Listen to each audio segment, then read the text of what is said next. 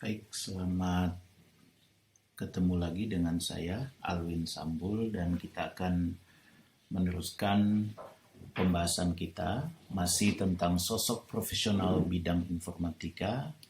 Dan di bagian yang ketiga ini kita akan melihat eh, tentang praktek information technology, ya, information technology practice. Nah, kita akan melihat dulu beberapa definisi teknologi informasi. Apa sih yang disebut teknologi informasi? Yang pertama adalah dari ITAA, Information Technology Association of America, yang mendefinisikan teknologi informasi sebagai ya, the study, design, development, implementation, support, or management of computer-based information systems, particularly software applications and computer hardware. Jadi, teknologi informasi adalah suatu studi, desain atau perancangan, pengembangan, implementasi, dukungan atau manajemen pengelolaan dari sistem-sistem informasi berbasis komputer, ya, khususnya perangkat lunak, aplikasi, dan perangkat keras komputer, ya. Jadi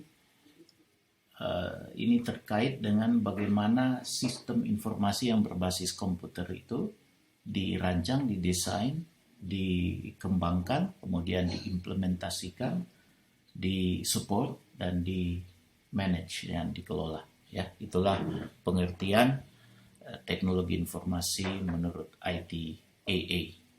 Nah, definisi yang lebih luas mengenai information technology diberikan oleh United Nations Educational, Scientific and Cultural Organization atau UNESCO, yang lebih luas lagi karena mencakup aktivitas manusia yang menggunakan teknologi tersebut. Jadi menurut UNESCO, teknologi informasi adalah scientific technology and engineering disciplines and the management techniques used in information handling and processing their application, computers, and their interaction with human and machines and associated social, economic, and cultural matters. Jadi untuk definisi UNESCO ini tidak saja unsur teknik, misalnya software atau hardware, ya, tapi juga unsur aktivitas manusia, ya, interaksi antara manusia dengan komputer tersebut, dengan teknologi komputer, kemudian dampak sosialnya, dampak ekonominya, dampak budayanya. Nah, itu dicakup di dalam istilah ini. Nah, dalam definisi ini kita pula melihat peranan bidang sains, ya, ilmu pengetahuan, dan engineering, ilmu keteknikan, juga manajemen, ya, yang dirangkum di dalam istilah teknologi informasi. Nanti kita akan melihat betapa ketiga bidang ini akan saling mengisi satu sama lain, ya. Dan tentunya penguasaan terhadap bidang-bidang ini sangat penting bagi kalian untuk menjadi seorang praktisi teknologi informasi di masa yang akan datang. Nah, tapi dalam perkembangannya teknologi informasi itu kemudian selalu berdampingan dengan satu teknologi lain, yaitu teknologi komunikasi. Zaman dulu, dan yang saya maksud dengan zaman dulu ini hanya ya sekitar 20 tahun yang lalu lah, atau 30 tahun yang lalu, ya, tahun 1900-an, yang namanya teknologi informasi dan teknologi komunikasi ini adalah dua hal yang berbeda. Ketika Anda ingin mengolah data ya yang rumit, yang kompleks, melakukan perhitungan-perhitungan yang rumit ya, yang melibatkan data yang besar atau perhitungan yang kompleks, Anda mungkin akan menggunakan komputer ya. Tetapi ketika ingin berkomunikasi ya, orang tidak akan menggunakan komputer, orang akan menggunakan telepon ya sebagai alat untuk berkomunikasi dengan orang lain yang melibatkan jarak yang jauh tentu saja. Nah, tetapi dalam perkembangannya, khususnya dewasa ini, kedua teknologi ini tidak dapat dipisahkan satu sama lain, bahkan tidak bisa dibedakan lagi. Mana teknologi informasi dan mana teknologi komunikasi. Salah satu contoh yang paling umum adalah di teknologi ponsel pintar atau smartphone. Ya, sebuah smartphone adalah sebuah komputer, ya, the real computer, tetapi juga the real phone. Jadi ada teknologi informasi dan teknologi telekomunikasi yang disupport ya, yang disediakan di dalamnya. Jadi dia tidak saja menggantikan telepon sebagai media untuk berkomunikasi, sebagai teknologi untuk berkomunikasi jarak jauh, tetapi juga dia menyediakan semua fitur yang disediakan oleh komputer. Bahkan dengan perkembangannya banyak sekali alat-alat atau device untuk melakukan tugas-tugas tertentu di masa lalu ya, yang kemudian digantikan hanya dengan satu device. Contohnya, zaman dulu ketika Anda akan mengambil gambar ya, Anda membutuhkan kamera. Tapi zaman sekarang mungkin sudah jarang orang kemana-mana bawa kamera khusus untuk mengambil gambar, kecuali dia profesional ya di bidang fotografi. Orang dengan mudah dapat mengambil gambar hanya dengan menggunakan smartphone. Jadi smartphone itu adalah sebuah kamera, tapi juga ketika Anda ingin mengirimkan surat, zaman dulu orang menulisnya di kertas, membawanya ke kantor pos dan surat akan dikirimkan, tetapi zaman sekarang orang melakukan surat menyurat melalui email.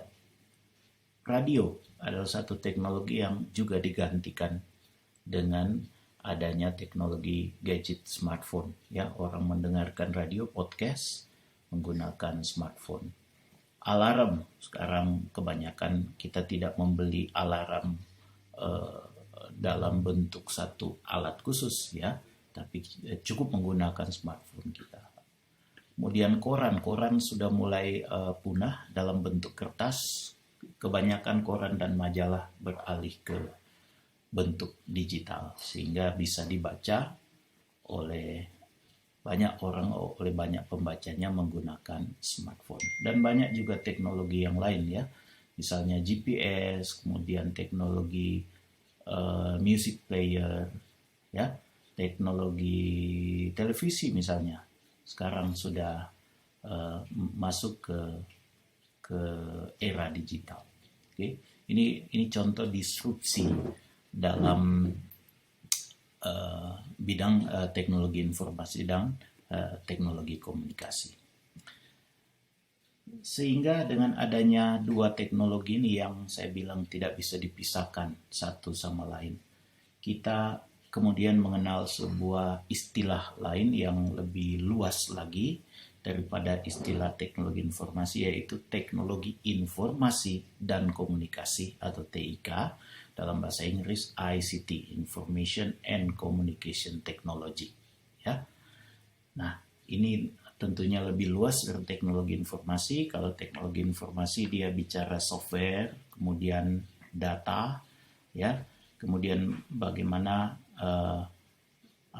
data itu dikirimkan ya, ditransmisikan dari satu user ke user yang lain. Tetapi communication teknologi dia bicara komputernya, hardware-nya, kemudian jaringannya misalnya ya, dia bicara jejaring global dalam bentuk internet, baik secara wire pakai kabel maupun wireless. Nah, jadi ini dua teknologi yang sekarang menyatu ya, yang namanya ICT, Information and Communication Technology. sehingga melahirkan digital revolution, di mana data ya yang tidak saja dalam bentuk teks tetapi juga dalam bentuk multimedia, voice dan video itu bisa dikirimkan ya dalam satu jejaring yang sama yang kita sebut internet. Ini merupakan satu revolusi yang luar biasa yang kita sebut dengan revolusi digital. Dan faktor pendorongnya adalah kedua teknologi ini yang kemudian menyatu menjadi apa yang kita sebut gadget ya. Salah satu buktinya ada dalam bentuk device yang kita kenal sebagai gadgets saat ini. Nah, sejarah perkembangan teknologi informasi, bagaimana teknologi informasi berkembang, untuk menjelaskan ini saya akan membagikan nanti satu atau dua video yang ada di YouTube yang terkait dengan sejarah perkembangan teknologi informasi. Tetapi sejarah perkembangan teknologi informasi ini bisa dirangkum sebagai berikut. Yang pertama, dulu ya di masa lalu past, teknologi informasi itu relatif mahal ya, baik dalam bentuk hardware maupun softwarenya itu relatif mahal. Kemudian umumnya teknologi informasi digunakan untuk penyimpanan dan penyajian data ya. Kemudian masih sangat kompleks ya, sehingga dibutuhkan keahlian tertentu untuk mengakses atau menggunakan teknologi ini. Kemudian teknologi informasi itu posisinya hanya mendukung ya, mensupport proses bisnis ya, sehingga tetap manusia yang berperan lebih banyak agar supaya proses bisnis itu berjalan, walaupun sudah dibantu dengan komputer, tetapi tetap peranan manusia itu masih sangat diperlukan. Nah, saat ini hardware itu relatif murah ya, software juga relatif murah dan lebih mudah untuk di-upgrade. Kemudian smart data handling, penanganan data ini tidak saja hanya untuk disimpan dan kemudian disajikan, tetapi lebih smart, lebih cerdas. Kemudian penanganan data ini lebih kompleks, dan sekarang peranan IT itu tidak hanya untuk mendukung atau membantu proses bisnis, tetapi juga untuk mengotomatisasi. Jadi peranan manusia mulai dikurangi, walaupun tetap masih ada, mulai dikurangi ya, karena sebagian diotomatisasi. Tetapi di masa yang akan datang, dan ini sudah mulai kelihatan sekarang, hardware dan software itu digunakan sebagai layanan. Anda mungkin tidak perlu menginstal apapun di komputer Anda ya, cukup Anda membeli layanan itu karena sudah tersedia di internet. Hardware pun Anda tidak perlu membeli, dan sekarang sudah ada tren ke arah sana dengan adanya teknologi cloud. Jadi Anda tidak perlu memiliki hardware, Anda cukup menyewanya saja, dan Anda bisa memiliki satu data center ya, utuh, tetapi Anda tidak perlu menyediakan ruangan karena semuanya ada di internet. Jadi hardware is a service now.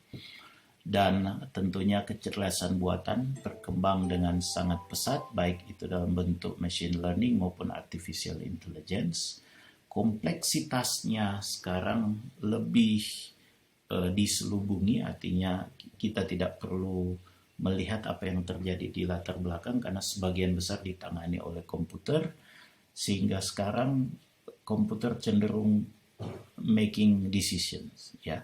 Jadi tidak hanya diotomasi, tetapi dia making decisions ketika ada sesuatu yang tidak sesuai dengan otomatisasinya, dia bisa mengambil keputusan untuk mengatasi permasalahan. Dulunya kalau sudah diotomatisasi kemudian ada permasalahan, tetap harus ada campur tangan manusia.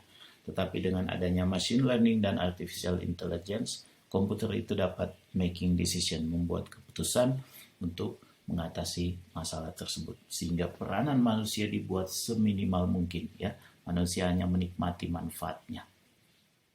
Oke, itulah sejarah perkembangan teknologi informasi yang bisa dirangkum dalam tabel ini. Dan sekarang kita akan melihat dua disiplin satu profesi. Yang disebut dua disiplin ini adalah disiplin teknologi informasi dan disiplin keteknikan atau engineering, ya, dalam satu profesi. Nah, ini kita lihat perkembangan keteknikan, ya, engineering dan teknologi informasi dari masa ke masa. Yang bisa disimpulkan di sini adalah dalam perkembangannya kedua bidang ini saling tumpang tindih, saling mengisi, saling membantu satu sama lain. Ya, misalnya tahun 3500 sebelum Masehi di Mesopotamia, bangsa Sumeria, ya, mulai menggunakan wheel itu roda, ya, untuk membuat gerabah atau keramik, ya, seperti pada gambar ini. Dan 500 tahun kemudian di Mesir misalnya, mereka sudah mulai menggunakan teknologi yang sama, teknologi roda, untuk memindahkan batu-batu yang besar, ya, misalnya untuk membuat piramida di Mesir. Nah, teknologi roda yang sama misalnya bertahun-tahun kemudian, ya, beratus-ratus tahun kemudian digunakan untuk membuat mesin hitung. Ini namanya Pascal's calculator, ya, yang ditemukan oleh Blaise Pascal pada tahun 1600. Nah, fungsinya untuk menghitung, ya, digunakan mekanisme roda untuk mempermudah atau mempercepat perhitungan aritmatik tentu saja, ya. Nah,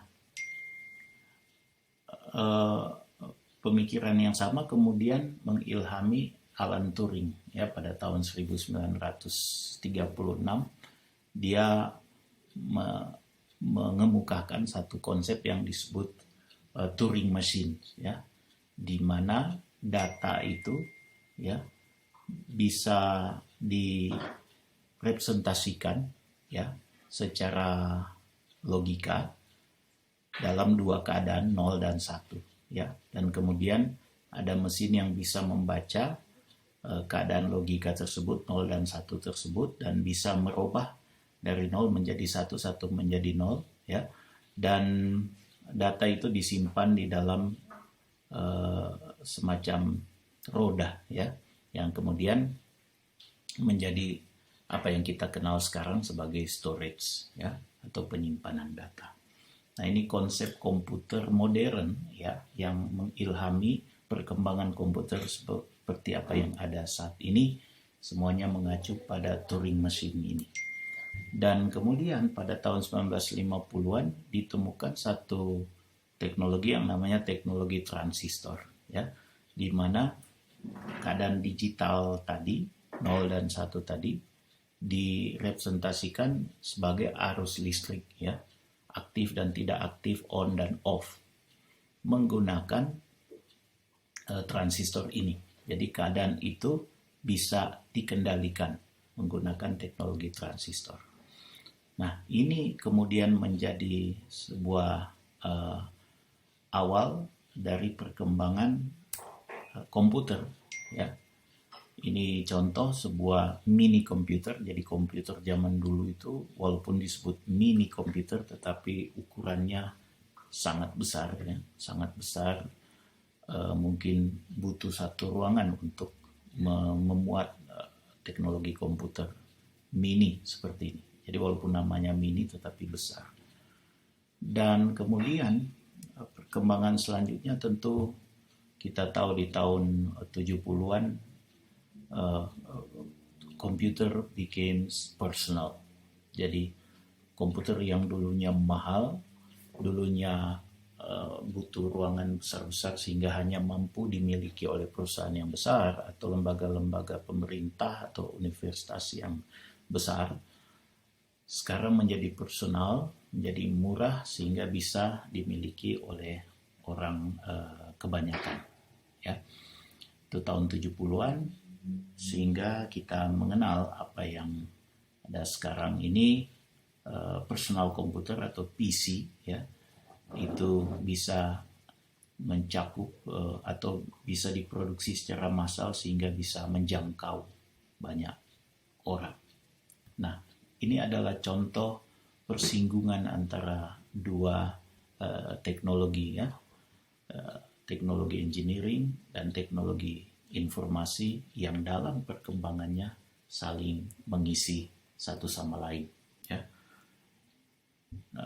Pada kenyataannya kalau Anda lihat pengusaha IT, ya, yang sukses dewasa ini itu umumnya adalah engineers.